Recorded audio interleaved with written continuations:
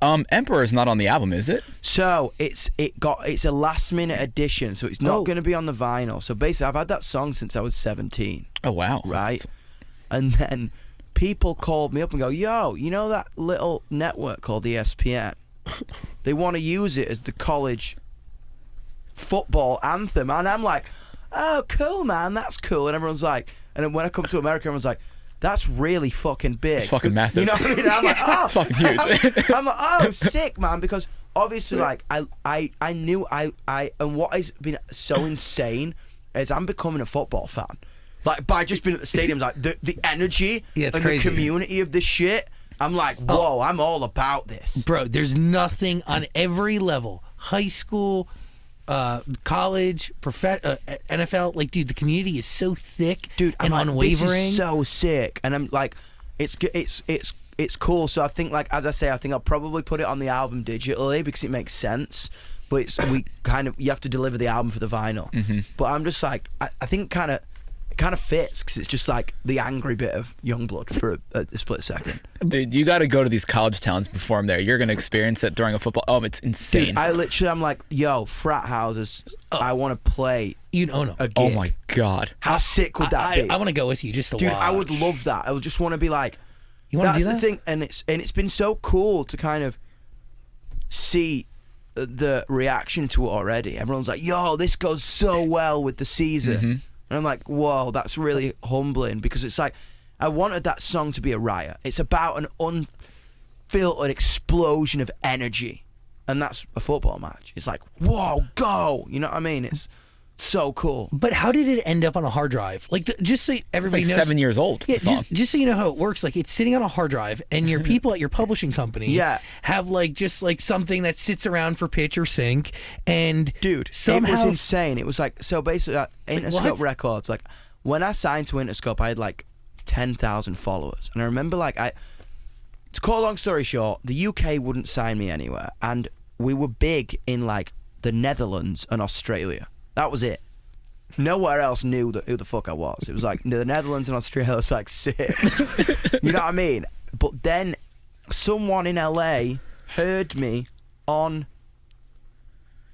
Dutch radio and said, "Will you come and play School Night?" Oh my god, yeah, at which the is Bardo. Yeah. And it was a guy called Grant Owens on We Found New Music. Yeah. It was like that. And basically, one of my managers lived in New York, Deck, and no one wanted to sign me in the UK, so I was so depressed. I was like, it's not going to happen. I'm going to be big in the Netherlands and Australia and nowhere else. And I was like, oh, fuck it. Because the Netherlands is sick, and so is Australia. It's like best shows ever. Still some of the best shows we play because they got it first. You know what I mean? And then Deck was like, why don't you come to New York and we'll do some writing sessions and like, because the management were like, we're going to have to pick this kid up because like no one wants to sign him. Like it's bad.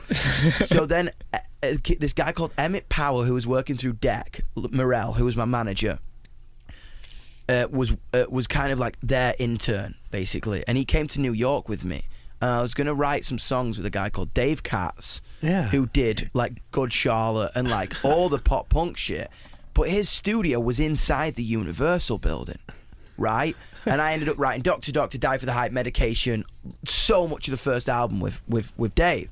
On that studio on 57th Street. Yeah, literally, inside the Universal building, right?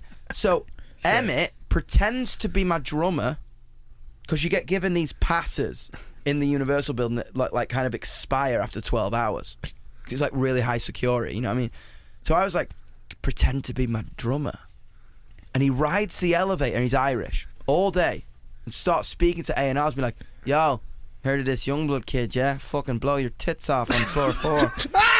And he starts to bullshit these A&Rs. Right, you know what fucking A&R's like? Everyone starts talking like, yeah, I fucking heard this new thing. What have you got? And everyone starts talking bollocks to each other, and everyone's chatting shit on the East Coast. And then Emmett gets a meeting at Republic, and then at Island, and then Warner hear about it, and then everyone hears about it. And I come to the West Coast to play School Night, and then every label in town's at the Bardo, and I'm like, holy shit. And then I meet John Janik, And he's awesome. And then I meet Neil Jacobson and John Janik. And every label's like, we're going to make you a star and blah, blah, blah. And I'm just like, like, you know what I mean? Just like emo kid from the north of England, like, whoa, this is like the 70s, man. Like, you know what I mean? After the show. And I took a meeting with John and Neil, and they were just like, and John was just like, yo, I've really just quiet and was like, I've done this before. I don't want to change you. I don't want to put you with anyone. Because everyone's like, we'll get you on this feature, we'll put you on. And he's like, I don't want to put you with anyone. I want to just pay for you to go on the road. And I want you to just do your thing and keep connecting. Because I told him my idea, and no one knew who I was yet. But like, I was showing him videos from like the Netherlands and Australia, and he was like, listen, the connection you have with these people. And I was telling him about my ideas. I was like, I just want to build a community. I want to find people, and I want to make them feel less alone, and blah, blah, blah. He's like, I just want to put you on the road, and I want to give you a little bit of help.